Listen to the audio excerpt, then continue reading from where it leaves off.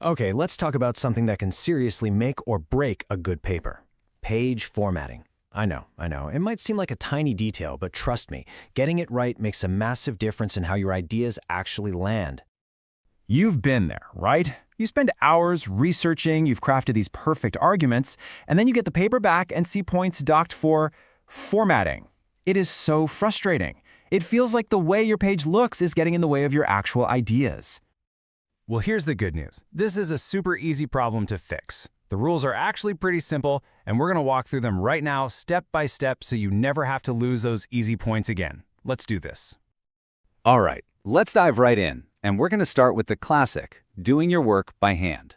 You know, even in our super digital world, these basic rules for a clean page are still the foundation for everything else. For a handwritten page, there are really just 5 simple things you got to remember. First, use standard 8.5 by 11-inch lined paper. Easy enough. Next, your heading. That's just your name and the date, goes right up at the top. Then, center your title on that very first line. This next one's important. Always skip a line after your title before you start writing. And finally, leave some breathing room on the sides. Those are your margins. And boom! Here's what it looks like when you put it all together. See how clean that is? You can instantly see the heading. The title is right in the middle where it belongs, there's that skip line, and you've got those nice, neat margins. It just looks organized and easy to read. Okay, so here's a situation we've all been in. You're writing along, you're in the zone, and you get to the end of a line right in the middle of a long word. What do? Here's the deal, and it's a simple one. Never split a word in half. Don't try to hyphenate it or cram the letters in. Just don't. Move the entire word down to the next line. It keeps your page looking so much cleaner, and it's way easier for someone to read. All right, so that's handwriting. Now let's switch gears and talk about working on a computer.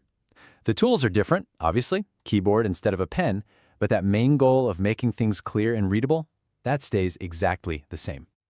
When you're typing, the magic number to remember is 1 inch. That's it. Your standard paper needs 1-inch margins on all 4 sides, top, bottom, left, and right. And here's the best part, most programs like Google Docs or Microsoft Word already set this up for you automatically, so it's pretty much done for you. Now for one of the biggest rules for typed papers, double spacing.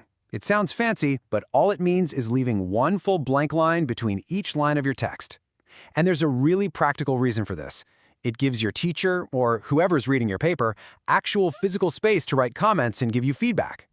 And just look at the difference here. It's like night and day, right? That single-spaced text on the left is just a huge wall of words. It's kind of hard to look at. But the double-spaced version, it's open, it's easy on the eyes, and it's so much easier to read and mark up. This is always the goal. Okay, here's another little detail that trips a lot of people up when they're typing. The spacing. How many spaces go between words or at the end of a sentence? The rule is way simpler than you might think. It's a 2-part rule, and it's super simple. First, 1 single space. That's it. 1 space after every word, and 1 space after a period or a question mark. That old rule about 2 spaces after a period, that's from the old typewriter days. We don't do that anymore. Second, make sure there's no space before your punctuation. The period should be snuggled right up against the last letter of the word. All right, we've gone over all the rules. Now let's have a little fun with it. It's time to put on your teacher hat because you're going to be the one grading a couple of papers and spotting all the formatting mistakes. Okay, first up, take a good look at this handwritten paragraph. Now, the ideas in it might be great, but yikes, the formatting is a mess. See how many errors you can find? I'll give you a second. So how did you do? Did you spot them? First off, there's no heading, no name, no date. The title is shoved over to the left instead of being centered. They forgot to skip a line after the title. And look at the sides. The writing goes right up to the edge of the paper. No margins at all. Okay, you ready for round 2? Let's check out a typed paper. This one has a whole different set of problems. Again, take a quick look and see what you can find that's wrong here.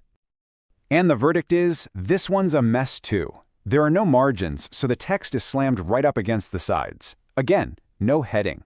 The title isn't centered, and the big ones, it's single-spaced instead of double-spaced. And if you look closely, you can see random extra spaces inside the sentences.